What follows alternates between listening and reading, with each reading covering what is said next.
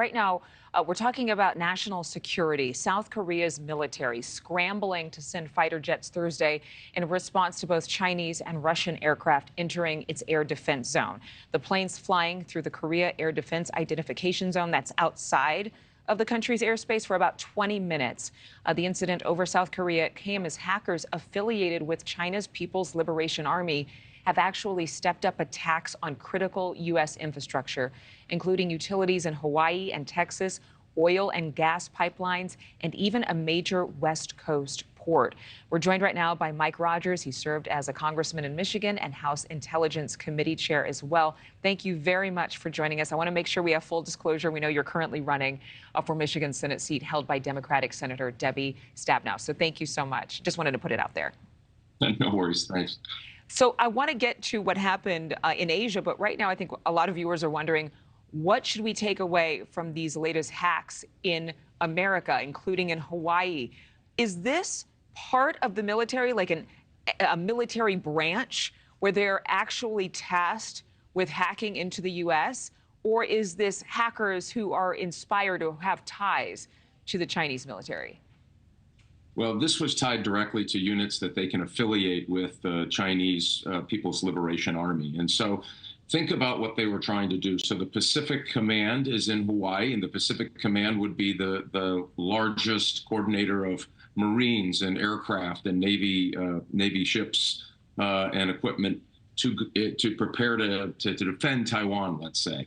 And so what the Chinese were doing is breaking into these networks so that they could turn off water supplies, turn off electricity, that they could make it very difficult to move troops, to move logistics, equipment through the Hawaii Pacific Rim region. And that's why this is really an upgrade for where they've been in the past, and we should take note. So not only did you talk about them flying into close to the airspace in South Korea as a warning, and they do that to train their own Chinese fighters, as well as to see what the reactions are. They were also, in cyber terms, they would call this prepping the battlefield, meaning they weren't going to do anything. They weren't turning off the lights tomorrow, but they wanted to be in a position to turn out the lights if they decided to go into Taiwan. And so all of that prepping makes national security experts a little nervous. But the fact that they're using their rehearsal stage as U.S. domestic land, that's telling. This is very brazen. What should the U.S. be doing, and what can they do to stop this sort of cyber warfare? Yeah, and remember, the Russians did this to us before. Remember the Colonial Pipeline? Yes. The Russians were able to get in and turn off the pipeline. They were doing that for a criminal enterprise. They were trying to extort money. So this is what's changed in China's cyber activities. Normally, they would try to break into your network and steal your intellectual property, and they are prolific at it. And that is the normal course of what Chinese, both affiliated and proxy-type cyber warriors in China were trying to do. They would get paid to steal things and then turn it over to the Chinese government.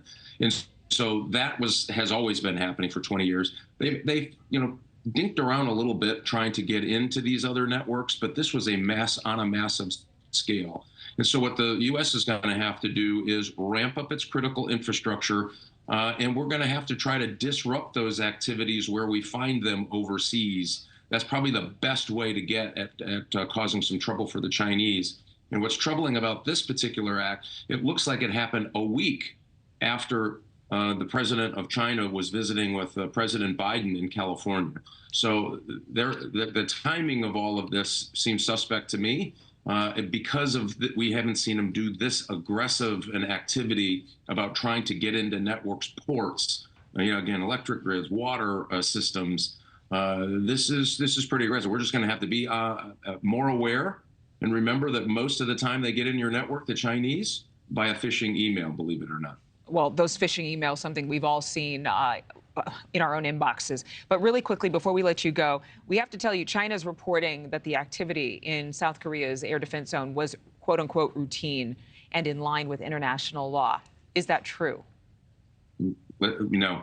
So when you get that close to international airspace, the reason that the South Koreans were worried is it was a departure from where they were. So the United States Navy does what we call freedom of navigation patrols. So China really says the South China Sea is theirs. It's not. It's international waters. And so our U.S. Navy has been trying to make sure that trade and commerce can freely flow through there. And so they run these freedom of navigation patrols. Thank you for watching. Go to newsnationnow.com to find NewsNation on your television provider. And don't forget to click the red subscribe button below to get more of NewsNation's fact-driven, unbiased coverage.